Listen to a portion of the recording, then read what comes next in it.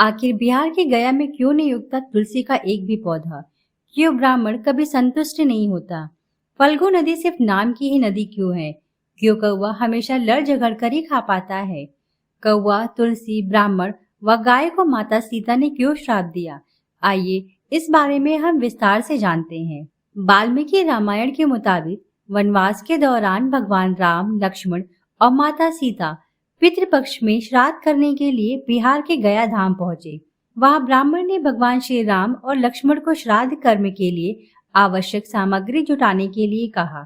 इस पर भगवान राम व लक्ष्मण नगर की ओर सामान लेने के लिए निकल पड़े। ब्राह्मण देव ने माता सीता से आग्रह किया कि पिंडदान का समय निकलता जा रहा है। इसी दौरान दशरथ जी की आत्मा ने उन्हें आभास कराया कि पिंडदान का वक्त बीता जा रहा है। तब माता सीता ने समय के महत्व को समझते हुए यह निर्णय लिया कि वह स्वयं अपने ससुर राजा दशरथ का पिंडदान करेंगी। उन्होंने फल्गु नदी के साथ साथ वट वृक्ष, कौवा, तुलसी, ब्राह्मण व गाय को साक्षी मानकर स्वर्गीय राजा दशरथ का पिंडदान विधि विधान के साथ किया।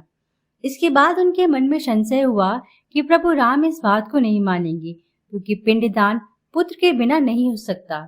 थोड़ी देर बाद भगवान राम और लक्ष्मण सामग्री लेकर आए और पिंडदान के विषय में पूछा। तब माता सीता ने कहा कि समय निकल जाने के कारण उन्होंने स्वयं पिंडदान कर दिया। प्रभु राम को इस बात का विश्वास नहीं हो रहा था कि बिना पुत्र और बिना सामग्री के पिंडदान कैसे संपन्न और स्वीकार हो सकता है। इसके बाद माता सीता ने कहा कि वहां उपस्थित फल्गु नदी, तुलसी, कौवा, गाय, वट वृक्ष और ब्राह्मण श्राद्ध कर्म की गवाही दे सकते हैं। भगवान राम ने जब इन सब से पिंडदान किए जाने की बात सच है या नहीं पूछा, तब फल्गु नदी, गाय, कौवा, तुलसी और ब्राह्मण पांचों ने प्रभु राम का क्रोध देकर झूठ बोल दिया कि माता सीता ने कोई पिंडदान नहीं किया है। वट वृक्ष ने सत्य कहा कि माता सीता ने सबको साक्षी मानकर विधि पूर्वक राजा दशरथ का पिंडदान किया है। पांचों साक्षी के झूठ बोलने पर माता सीता ने क्रोधित होकर उन्हें आजीवन श्राप दे दिया। फल्गु नदी को श्राप दिया कि वह सिर्फ नाम की नदी रहेगी, उसमें पानी नहीं रहेगा। इसी कारण फल्गु नदी आज भी गया में सूखी है।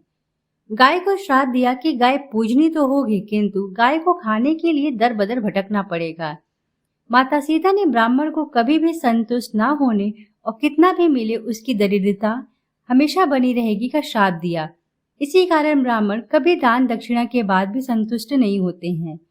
माता सीता ने तुलसी को श्राप दिया कि वह कभी भी गया की मिट्टी में नहीं उगेगी। यह आज तक सत्य है कि गया की मिट्टी में तुलसी नहीं फलती। और कौवे को हमेशा लड़ झगड़ कर खाने का श्राप दिया था। कौवा आज भी खाना अकेले नहीं खाता है। माता सीता ने जहाँ इन पांचों को श्राप दिया, वहीं सच बोलने पर वट वृक्ष को आशीर्वाद दिया कि उसे लंबी आयु प्राप्त होगी। वह दूसरों को छाया प्रदान करेगा।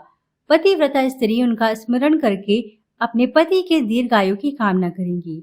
दोस्तों, कमेंट में जय श्री राम जरूर लिखें।